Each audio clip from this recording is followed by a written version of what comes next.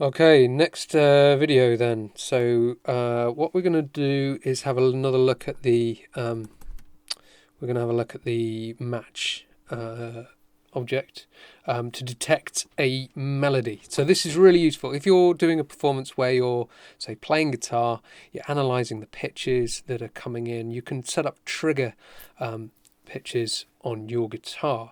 So for example, if you want to go into a chorus section, you might play a particular run of notes, and that will then be detected by the system, and then you can trigger trigger a particular scene in Ableton Live that corresponds to your chorus. So let's have a look at how we might do that. Right, here we go.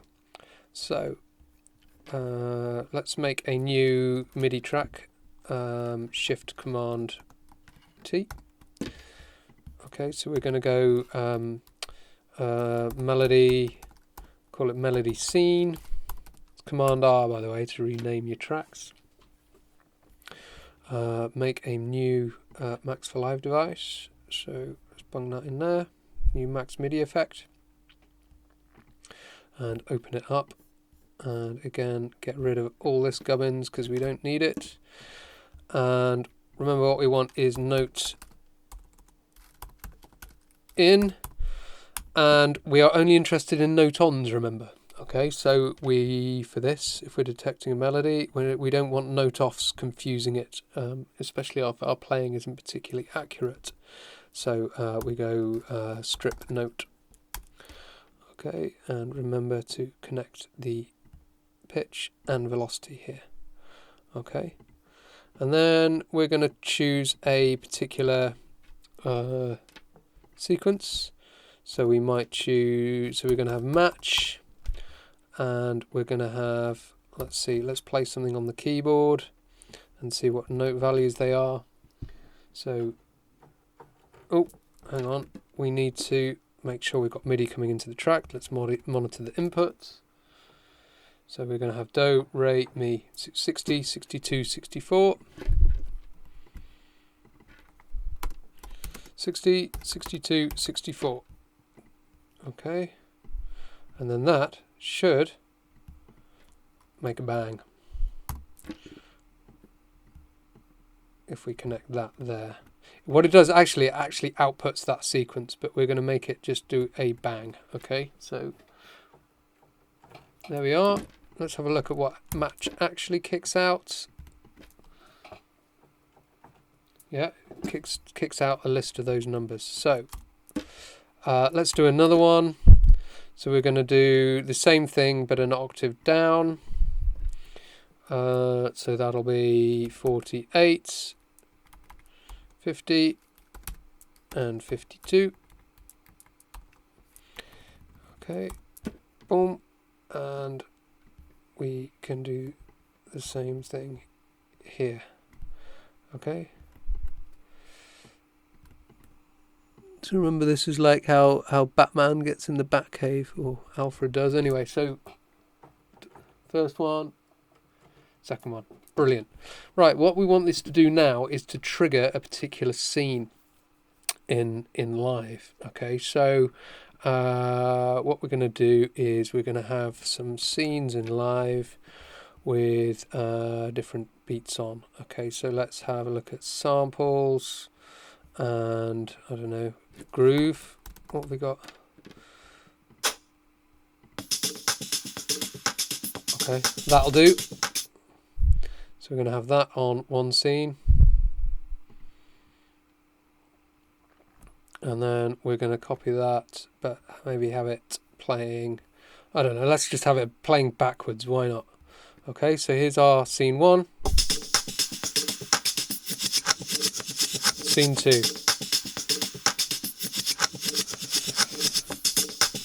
Amazing. Okay, so we've got that.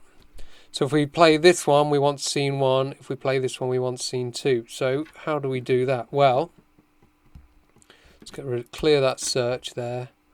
If we go into Max for Live, we should see somewhere that you've got. If you go down to API, where it starts saying API, if I missed it.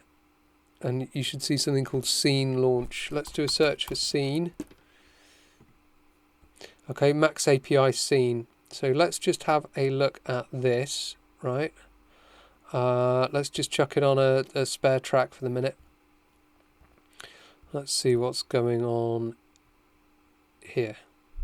Let's have a look at it. Okay, so we want to unfreeze it first of all. Okay. Now, this is the API. So this basically lets you use Max to plug into the way Live works, essentially. Okay, so what we're going to do is, so what this does first is we choose a scene.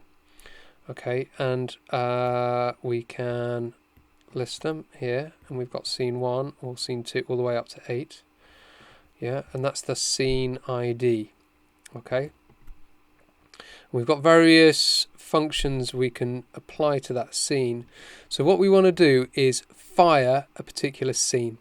Okay, so if we've got a scene ID of 1 and we press fire and we activate that bang, we will set that scene to fire. Okay, so let's just basically take that live function fire,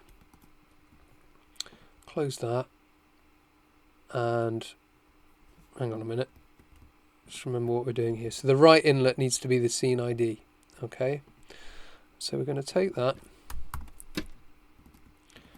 sort of over engineer this a little bit so you can see what's going on. Okay, so the scene ID is generated here, right? Okay, and it will be remembered using this. So what we're going to do is, we don't really need to see that. So we're going to take this, we're going to take all of that, okay, and then copy it and stick it here. Okay, now see here we've got a send and receive, yeah, so we just need to do that, and then we don't need those. Okay, so if we want to do 1 for, so we're going to need to copy that over, 1 for scene 1 and 1 for scene 2. Again, let's just move that up a bit, move that down a bit, sort of neaten these chords up a bit. Okay, and okay, and put that there, and put that there, neaten that up. Okay, there we go. So, and then we're going to list that. So we're going to have scene 1 and scene 2. So if we do that one, we're going to fire into scene 1. If we do that one, we're going to fire into scene 2. Let's see if that works. Okay. So do, re, mi, here we go. There we go. And nothing's happening. And nothing's happening there. Oh, yes, it is.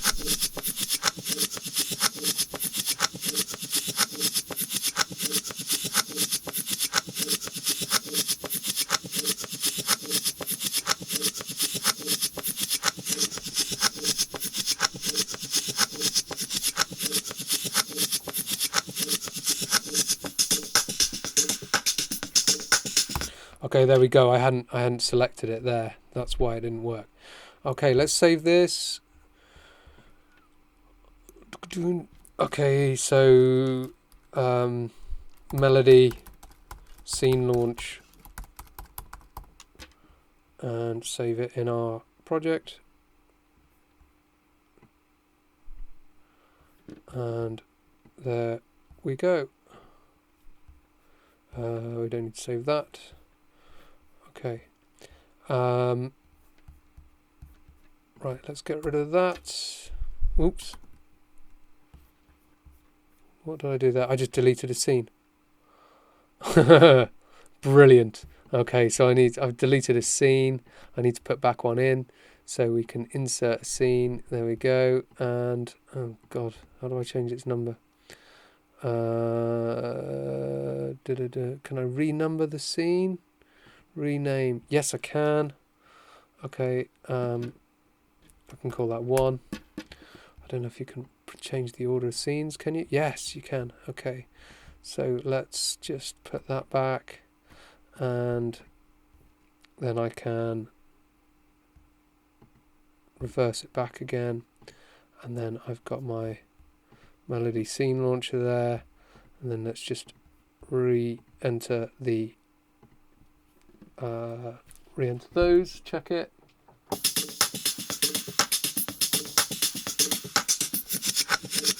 Brilliant.